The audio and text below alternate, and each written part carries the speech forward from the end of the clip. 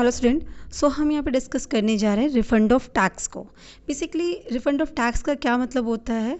देखिए, कई बार ऐसा होता गया है कि जब टैक्स पेयर अपने टैक्स को पे कर देते हैं ना, तो वे एक्सेस टैक्स पे कर देते हैं। मींस जितना उनको पे करना चाहिए उससे ज़्यादा का टैक्स पे कर देते हैं। अब वो TDS के फॉर्म में एक्सेस पे कर दी हो, TCS के फॉर्म में हो, या एडवांस टैक्स डिपॉजिट कर रहे थे उस वक्त एक्स्ट्रा पे कर दिए, या जब सेल्फ असेसमेंट टैक्स किए उस वक्त ज़्यादा पे कर दिए। बेसिकली क्या किया उन्होंने, जितना टैक्स उनको पे करना था उससे एक्सेस टैक्स उन्होंने पे कर दिया। तो ऐसे सिचुएशन में क्या होता है, ये जो टैक्स पेयर होते हैं वो इंटाइटल्ड होते हैं कि जितना भी एक्स्ट्रा उन्होंने पे किया है ना, वो उनको वापस मिल जाए। उसी को कहते हैं रिफंड ऑफ टैक्स। क्लियर है। सो रिफंड ऑफ टैक्स बेसिकली क्या हो गया, रिफंड तब अराइज होता है जब आपको जो भी टैक्स लायबिलिटी आपकी बनती है, आप उस टैक्स लायबिलिटी से ज़्यादा का अमाउंट पे कर देते हैं गवर्नमेंट को, या कलेक्ट कर लेती है इनकम टैक्स डिपार्टमेंट या गवर्नमेंट आपसे। तो ऐसी सिचुएशन में वो जितना भी एक्सेस अमाउंट है वो रिफंड कर दिया जाता है, और इसी को कहते हैं रिफंड ऑफ टैक्स। मतलब किसी भी असेसमेंट ईयर में जितनी लायबिलिटी आपकी बनती है उससे एक्सेस अगर आपने पे कर दिया तो एक्सेस अमाउंट क्या हो जाता है, रिफंड कर दिया जाता है। रिफंड मीन्स व्हाट, रिपे कर देना। तो कौन रिपे करेगा, जिसने एक्स्ट्रा लिया होगा। तो एक्स्ट्रा कौन ले रहा है, इनकम टैक्स डिपार्टमेंट। सो वो रिफंड कौन पे करेगा, आपका इनकम टैक्स डिपार्टमेंट करेगी। क्लियर हो गया।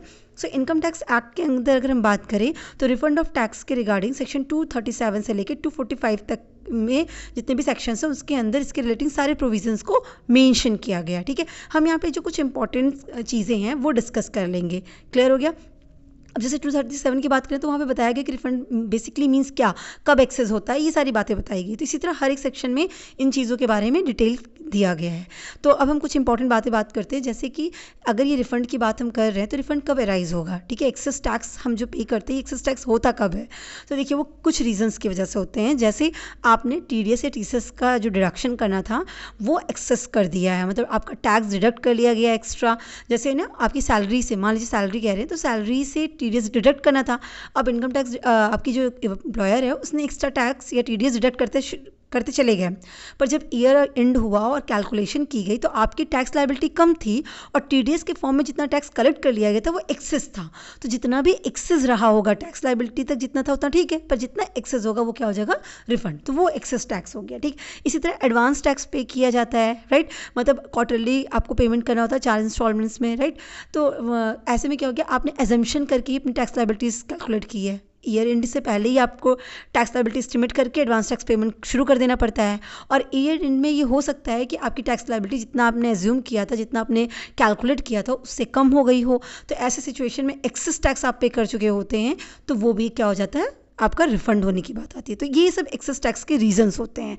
या सेल्फ असेसमेंट टैक्स है, वो एक्सेस कर दिया आपने, मतलब जब अपने रेगुलर असेसमेंट, जब आपने साल भर का एडवांस टैक्स आप पे नहीं करते, TDS भी एक्स्ट्रा नहीं कटा, लेकिन जब आप साल भर की टैक्स लायबिलिटी कैलकुलेट किए तो उस वक्त आपने कुछ एग्जेम्पशन या डिडक्शन सही से क्लेम नहीं किया, या उसको मेंशन किया, या कुछ भी रीज़न से आप समझिए आपने क्या ना कि एक्सेस टैक्स पे कर दिया, तो फिर वो टैक्स लायबिलिटीज़ क्या हो जाती है, आपकी रिफंड होती है। ठीक है।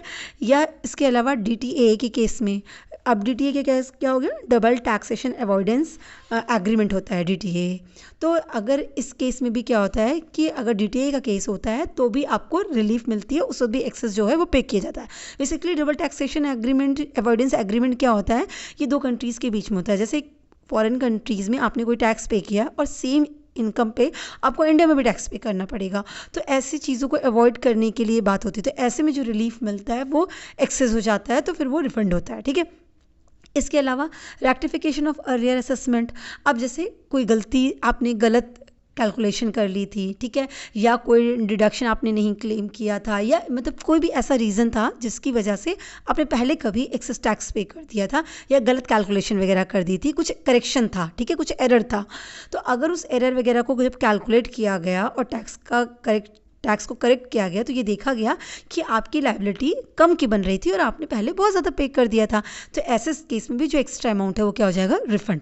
तो ये सारे वो रीजंस है जिसकी वजह से आपका एक्सेस टैक्स आता है या रिफंड का केस अराइज होता है। क्लियर हो गया।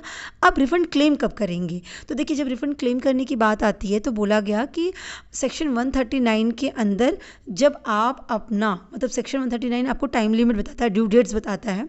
जब आप आपके ऊपर जो ड्यू डेट्स एप्लीकेबल है कि भाई आपको 31 जुलाई तक अपना रिटर्न फाइल कर देना चाहिए या अक्टूबर तक अपना रिटर्न फाइल कर देना चाहिए, जिसकी जो ड्यू डेट है, तो सेक्शन 139 के अकॉर्डिंग जो टाइम लिमिट मेंशन है आपको आपके रिटर्न भरने की, अगर आपने अपना रिटर्न उस टाइम पीरियड के अकॉर्डिंग फाइल किया है, ऐसे सिचुएशन में अगर आपका रिफंड आता है तो आप क्लेम कर सकते हैं। ठीक है, अगर आपने रिटर्न सही टाइम पे नहीं भरा, ड्यू डेट के बाद भरा है, मतलब ऐसे बिलेटेड वगैरह, बिलेटेड में भी कुछ केसेस हैं जिसमें आपको रिफंड मिलता है, पर अगर आपने बिलेटेड वगैरह भर दिया है तो आपको फिर रिफंड के में प्रॉब्लम आएगी, ये चीज़ कही जा रही है। ठीक है, तो 139 के अकॉर्डिंग आपको उस टाइम लिमिट के अकॉर्डिंग अगर आपने क्लेम रिटर्न फाइल किया तभी आप रिफंड के लिए क्लेम कर सकते हैं।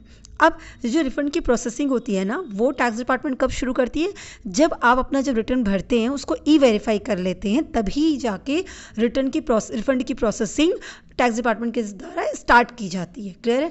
तो जब आप ITR फाइल करते हैं ना, तो आप उसमें ई वेरिफिकेशन भी आता है, तो जब तक आपका रिटर्न ई वेरीफाइड नहीं होगा तब तक उस रिटर्न में अगर रिफ़ंड का केस है तो भी रिफ़ंड नहीं होगा। तो ई वेरीफाइड पे ही आपका रिफ़ंड आता है। ठीक है, जब एक बार रिफ़ंड क्लेम कर दिया जाता है तो जनरली 4 से 5 हफ्तों के बीच में वो अकाउंट में, टैक्स पेयर के अकाउंट में वो अमाउंट क्रेडिट हो जाता है।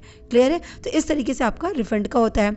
अब जब ये रिफ़ंड की बात की जा रही है ये तो ठीक है, लेकिन अगर इसके असेसमेंट की बात करें कि मतलब रिफ़ंड ड्यू कब होता है, तो देखिए रिफ़ंड जब ड्यू होगा ना, वो कब होगा, रेगुलर असेसमेंट जब हो जाती है आपकी, उसके बाद ही रिफंड ड्यू हो सकता है। मतलब आपने अपना टैक्स का लायबिलिटी कैलकुलेट करके टैक्स का ITR फाइल कर दिया और जितना भी टैक्स आता है आपने पे कर दिया है, तो एक regular assessment income tax department के थ्रू किया गया कि भाई सब सही है कि नहीं सही है, और अगर उसमें उनको लगा कि नहीं आपने सब टैक्स जितना पे करना था उतना पे किया है और उसके बाद आपका रिफंड आया है, तो फिर आपका रिफंड का केस बनता है। ठीक है, तो रेगुलर असेसमेंट के बाद आपका रिफंड का केस बनता है, या कोई अपील का ऑर्डर है, मतलब कोई केस वगैरह इस तरह से कुछ चल रहा था और उसके ऑर्डर पे आपका आ रहा है कि भाई आपको इतना रिफंड किया जाएगा, इतना पैसा दिया जाएगा, तो उस केस में भी आपका रिफंड अराइज हो जाता है। ठीक है, अच्छा, जब अपील ऑर्डर आती है, अपील के केस में आपका रिफंड का केस आता है, तो ऐसे सिचुएशन में SSC को क्लेम नहीं करना पड़ता कि मेरा रिफंड का अमाउंट पे करिए, नहीं, वो अपने आप अपील आ गई,